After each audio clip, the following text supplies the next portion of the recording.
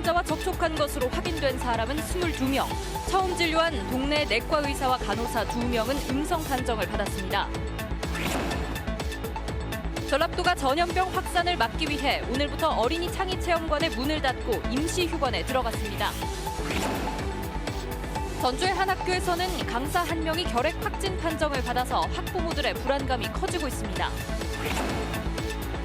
익산 왕궁리 유적지 발굴과 보존을 위해 인근을 지나는 국도 1호선을 지하화하는 방안이 추진됩니다. 여러분 안녕하십니까? JTBC 8시 뉴스입니다. 군산 신종 코로나 환자의 동선을 추적하고 있는 보건당국이 오늘까지 22명의 접촉자를 확인했습니다. 이 60대 여성이 처음 방문했던 동네 내과의 의사와 간호사 1명은 일단 음성 판정을 받았습니다. 첫 소식 나금동 기자가 보도합니다. 8번째 신종 코로나 환자가 방문했던 것으로 확인된 이마트 군산점입니다. 감염병 확산을 막기 위해 영업을 중단한다는 공고문과 함께 문이 굳게 닫혀 있습니다. 평소 주말과 달리 오가는 사람도 크게 줄어 거리가 한산합니다. 영업하는데도 굉장히 차질이 많고 여러 가지 불편한 게 많죠. 일단은 안전이 우선이고 사람 개인의 건강이 우선이니까 그럴 수밖에 없겠죠. 어제부터 환자의 동선을 파악하고 있는 전라북도 즉각대응팀이 지금까지 확인한 환자 접촉자는 모두 22명. 진술에 의한 정보하고 또 그분의 핸드폰 아주 위치 추적도 하고요. 카드 사용 내역에 대해서도 전부 확인을 합니다. 접촉자들은 대부분 A씨가 들렀던 군산의 한 식당과 이마트에 집중됐습니다. 보건당국은 현재 격리가 의무화되어 있는 밀접 접촉자는 물론 일상 접촉자도 격리하고 있습니다. 일상 접촉자의 경우에는 격리가 권고사항이 됩니다. 이분들에 대해서 전부 다 격리할 내용으로 진행하고 있습니다. 환자가 가장 가까이 접해 감염이 우려됐던 동네 내과 원장과 간호사 1명은 1차 검사에서 음성 판정을 받았습니다. 보건당국은 하지만 이 간호사의 경우 만일의 경우에 대비해 전북대병원에서 2차 검사를 실시하기로 했습니다. 현재 원광대병원에 격리된 환자 A씨는 체온도 정상 수준에 머물러 양호한 상태를 보이고 있습니다. 도내에서는 격리된 환자 가운데 2명이 최종 음성 판정을 받아 귀가하면서 현재 전북대와 원대병원 격리병동 수용자는 각각 1명씩입니다. 다만 군산 환자와 접촉한 사람들이 새로 추가되면서 도내 능동감시 대상자는 현재 106명으로 늘었습니다. JTBC 뉴스 나금동입니다. 도내에서 신종 코로나 확진자가 나오면서 어린이 시설도 임시 휴관에 들어갔습니다. 전라북도는 신종 코로나 바이러스가 확산될 우려가 커짐에 따라 전주에 있는 어린이 창의체험관을 임시 휴관했으며 사전 예약자에게도 이용료를 환불할 계획이라고 밝혔습니다. 전라북도는 사태 추이를 지켜본 뒤 재개관 일시를 창의체험관 홈페이지에 공고할 예정입니다. 신종 코로나 바이러스 사태 속에 전주의 한 학교에서는 강사 1명이 결핵 확진 판정을 받았습니다. 보건당국이 역학조사에 나섰는데 학부모들은 학교 측이 이런 사실을 뒤늦게 일부에게만 알렸다면서 분통을 터뜨리고 있습니다. 주희인 기자입니다. 전주의 한 초등학교에서 지난해 2학기 동안 일주일에 3차례씩 수업을 한 강사 A씨. A씨는 최근 건강검진 과정에서 결핵 확진 판정을 받았습니다. 병원 측은 지난달 23일 곧바로 보건소에 알렸습니다. 질병관리본부와 보건소는 강사 A씨를 격리 조치했습니다. 접촉이 의심되는 학생과 교직원 등 145명에 대해서는 역학조사에 들어갔습니다. 그런데 학부모들은 학교 측의 대응에 문제가 있었다고 주장합니다. 결핵 발생 사실을 일부 학부모에게만, 그것도 확진 판정이 난 뒤 일주일이 지난 개학 바로 전날에서야 알렸다는 겁니다. 학교 홈페이지엔 알리지도 않고 이 문제가 그냥 단순히 이렇게 출시한다고 해서 될 문제인가. 학교 측은 나흘간의 설 연휴가 끼어 있어 보건소에서 늦게 통보받았고 정확한 결과가 나온 뒤 전체적으로 알리는 게 맞다고 판단했다고 해명했습니다. 공포층에서 증폭되지요. 검사 결과, 조사 결과, 역학조사 끝난 다음에 뭐가 나와야 범위 대상이 더 늘어난다거나 그럴 때 하는 거지. 역학조사 결과는 다음 주에 나옵니다. 보건당국은 추가 확진자가 나오면 전체 학생과 교직원을 대상으로 조사할 수도 있다고 밝혔습니다. JTB 뉴스 주혜인입니다.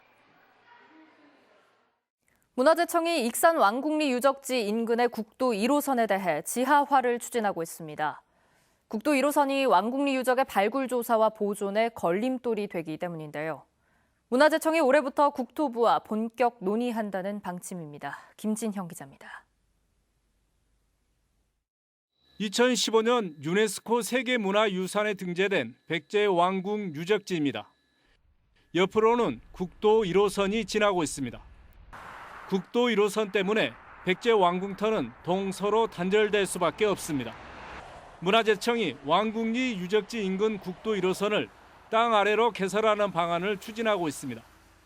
문화재청이 국도 1호선에 대해 지하를 추진하는 구간은 이곳 탐리마을에서부터 1.5km입니다.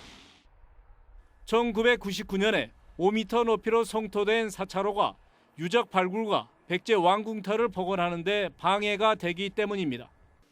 문화재청은 국도 1호선 아래에도 많은 유물이 묻혀 있는 것으로 추정하고 있습니다. 문제는 700억 원가량 드는 막대한 사업비 마련입니다. 문화재청은 국토부와 협의한다는 방침이지만 500억 원이 넘는 사업은 예비 타당성 조사를 통과해야 합니다. 문화재청은 부정적인 결과가 나오면 사업이 물거품이 될 수도 있어 예비 타당성 조사를 면제받는 방안을 찾고 있습니다. 저희 입장으로는 그게 이제 문화재이기 때문에 또 문화재 복원 사업으로 진행하면 예비 타당성 조사를 면제받을 수 있거든요. 문화재청이 예산 확보란 큰 산을 넘어 백제 왕궁 복원 사업을 성공시킬 수 있을지 주목됩니다. JTB 뉴스 김진영입니다.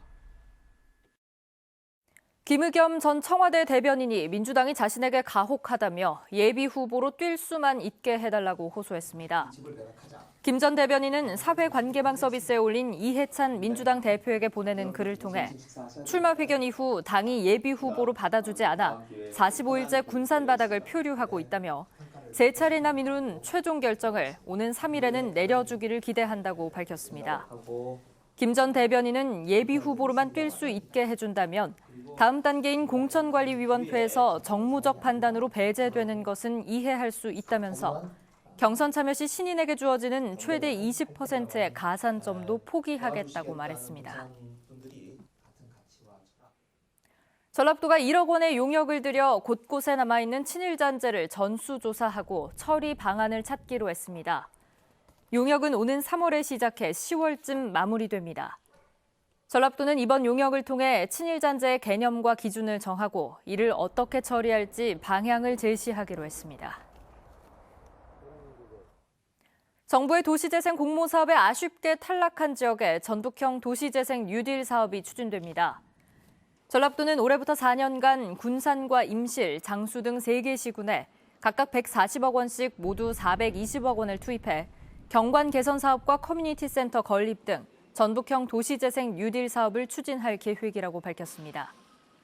전라도는 도시재생을 통해 구도심의 정주 여건을 개선하면 관광객 증가와 일자리 창출 등 지역 경제 활성화에 도움이 될 것으로 기대하고 있습니다.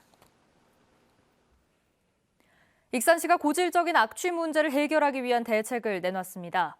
익산시는 악취 관리 인력을 4명에서 8명으로 늘리고 6월부터는 악취 측정 차량을 운영해 악취 배출원에 대한 신속한 추적에 나서는 등 악취 감시를 강화할 방침입니다. 또 전문기관에 의뢰해 산단과 주요 지역에서 발생한 악취를 유형별로 분석해 악취 유발 사업장을 효율적으로 관리하기로 했습니다.